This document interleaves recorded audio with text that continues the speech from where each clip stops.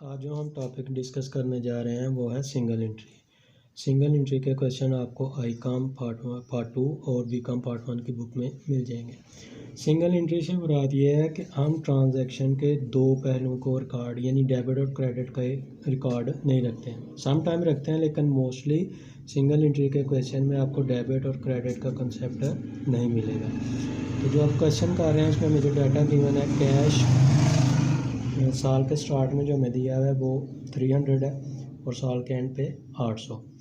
Bank balance जो है वो 600 है पर क्रेडिट बैलेंस है। इसका मतलब ये है कि ये 600 जो है ये हमने बैंक को देना है और साल के एंड पे ये डेबिट बैलेंस है 400। इसका मतलब है कि हमने बैंक से लेना है। 600 मीन ओवरड्राफ्ट की शेप हो चुकी है। डेटर्स लोगों से जो हमने पैसे लेने हैं वो 1500 हैं साल के शुरू में, साल के एंड पे 1600 हैं। क्रेडिटर्स जिनको हमने पैसे देने हैं वो साल के शुरू में 1400 हैं और साल के एंड पे 1900 हैं। स्टॉक साल के शुरू में जो आपका है वो 1800 है और साल के एंड पे जो है वो 2000 है। प्लांट की वैल्यू 2000 है साल के स्टार्ट में और साल के एंड पे भी 2000 है। फर्नीचर साल के स्टार्ट पे 1400 है और साल के एंड पे भी 1400 है। और जो ड्राइंग है ओनर की वो 5000 की हैं। फ्रेश कैपिटल जो साल के दौरान में इंट्रोड्यूस करवाया गया है वो 6000 है, लेकिन वो 1 अप्रैल 2016 को इंट्रोड्यूस कराया गया है। डेप्रिसिएशन का जो रेट है वो 5% है और इंटरेस्ट ऑन कैपिटल हमने 6% देना है। अब सबसे पहले सिंगल एंट्री के क्वेश्चन में अगर तो क्वेश्चन के अंदर हमें जो ओपनिंग कैपिटल और क्लोजिंग कैपिटल दिया हो तो फिर तो ये स्टेटमेंट ऑफ अफेयर्स वगैरह नहीं बनाते, लेकिन अगर हमें ओपनिंग कैपिटल नहीं दिया हुआ और क्लोजिंग कैपिटल नहीं दिया हुआ तो फिर हमें स्टेटमेंट ऑफ अफेयर्स बनाने पड़ेंगे। तो ये स्टेटमेंट ऑफ, क्योंकि इस क्वेश्चन में हमारे पास ओपनिंग कैपिटल का बैलेंस भी नहीं है और क्लोजिंग कैपिटल का भी बैलेंस नहीं है, तो हम लोग स्टेटमेंट ऑफ अफेयर बना रहे हैं साल के स्टार्ट पे। Statement of affairs as on 1/1/2016। तो इसके एक साइड पे एसेट्स आ जाते हैं, दूसरी साइड पे लायबिलिटीज़। एसेट्स वो होते हैं जो कंपनी के या किसी भी कारोबार के असासे होते हैं जिनका कारोबार को आने वाले टाइम में फ़ायदा होता है। थोड़े अरसे के लिए भी होता है और ज़्यादा अरसे के लिए भी होता है। और लायबिलिटीज़ वो होती हैं जो कि कारोबार ने लोगों को देने हैं, पैसों की शक्ल में देने हैं। तो कैश का जो स्टार्टिंग बैलेंस है वो आपके पास 300 है। बैंक का जो है वो 600 है। ये बैंक का ऊपर पढ़ चुके हैं, क्रेडिट बैलेंस था तो ये हमने क्रेडिट साइड पे लिख दिया है। डेटर्स आपके 1500 हैं, फर्नीचर आपका 1400 है, स्टॉक आपका 1800 है, प्लांट आपका 2000 है। तो इन सब का जब हम टोटल करेंगे तो ये 7000 आएगा। इस 7000 से हमने ये बैंक का क्रेडिट बैलेंस 600 फिर 1400 लेस करना है। 7000 में से 600 लेस करें, 1400 लेस करें तो हमारे पास पीछे बैलेंस आ जाएगा 5000।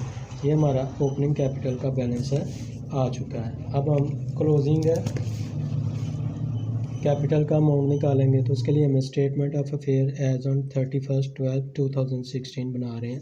सो कैश हमारे पास 800 दिया हुआ है, बैंक हमारे पास 400 है, डेटर्स हमारे पास 1600 है, स्टॉक आपके पास 2000 है। अब हमें प्लांट और फर्नीचर दिया गया हुआ है, लेकिन क्वेश्चन के अंदर प्लांट और फर्नीचर पे डेप्रिसिएशन दी गई हुई है वो है 5%।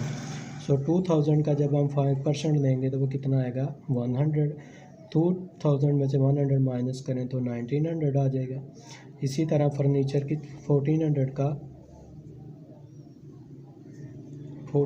की डेप्रिसिएशन जो है वो 5% के हिसाब से 70 रुपीज़ है, तो 1330 आ गया। अब इस साइड की सारी साइड का आप जब टोटल करेंगे तो ये आएगा 8030। इसमें से हमने क्रेडिटर्स माइनस कर देने हैं, वो है 1900। अब जब 1900 माइनस करते हैं तो हमारा क्लोजिंग कैपिटल कितना आ जाएगा 6130।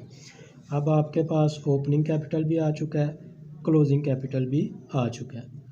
अब हमने स्टेटमेंट ऑफ अफेयर बनानी है। Statement of profit and loss बनानी है, जिससे हमारे पास साल के एंड पे नेट प्रॉफिट निकल आएगा या नेट लॉस निकल आएगा। So statement of profit and loss as on 31/12/16। इसका परफॉर्मा कुछ इस तरह से है कि आपने क्लोजिंग कैपिटल उसमें ड्राइंग ऐड कर देनी है, लेस आपने फ्रेश कैपिटल करना है, फिर आपने ओपनिंग कैपिटल लेस करना है, तो आपके पास नेट प्रॉफिट या नेट लॉस आ जाएगा। सबसे पहले हमारे पास क्लोजिंग कैपिटल जो है वो है 6130। ड्राइंग आपके पास कितनी आ रही हैं 5000।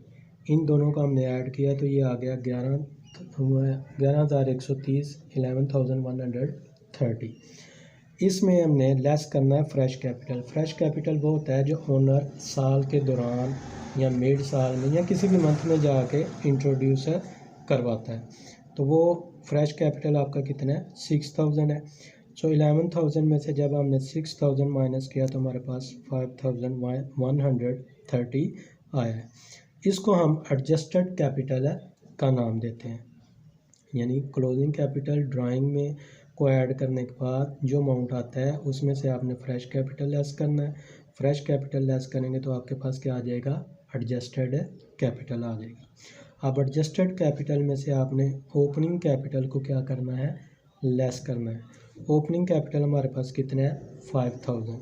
सो 5130 में से 5000 लेस करें तो हमारे पास नेट प्रॉफिट कितना आ रहा है 130 का। अब क्योंकि ये क्वेश्चन के अंदर हमें इंटरेस्ट ऑन कैपिटल भी देना है, तो ये जो आपके पास नेट प्रॉफिट आ रहा है net profit before interest on capital है। अब इसमें हमने लेस करना है इंटरेस्ट ऑन कैपिटल, यानी आपके जो मालिक है या बिज़नेस का जो ओनर है जो उसने सरमाया लगाया हुआ है उसके ऊपर हमने उसको इंटरेस्ट प्रोवाइड करना है। तो साल के जो स्टार्ट का ओपनिंग कैपिटल है 5000, क्योंकि हम इंटरेस्ट ऑन कैपिटल 6% है तो 5000 का 6% लेंगे तो वो कितना निकल आएगा 300। इसी तरह जो उसने फ्रेश कैपिटल इंट्रोड्यूस करवाया था 6000, उसका रेट 6/100 हो गया, लेकिन क्योंकि उसने इंट्रोड्यूस करवाया हुआ है 1 अप्रैल 2016 को, तो इसका मतलब ये है कि फर्स्ट 3 मंथ तो नहीं है, तो इसमें जो आपका इंटरेस्ट निकलेगा वो 9 मंथ के हिसाब से निकलेगा। इसलिए हम इसको 9/12 करते हैं, क्योंकि 1 अप्रैल से इंट्रोड्यूस हो रहा है तो अप्रैल मई जून जुलाई अगस्त, अप्रैल से दिसंबर तक ये आपके 9 मंथ बनते हैं, इसलिए इसको हम 9/12 करते हैं। तो इसकी कैलकुलेशन की तो ये 270 आ रहा है। तो इन दोनों इंटरेस्ट को जब ऐड करेंगे तो ये कितना आ जाएगा 570। 570 से जब आप 130 माइनस करेंगे तो आपका बैलेंस आएगा 440। ये आपका नेट लॉस है, ये आपका क्या है नेट लॉस। इसको हम लिखेंगे net loss after interest on capital, net loss after interest on capital.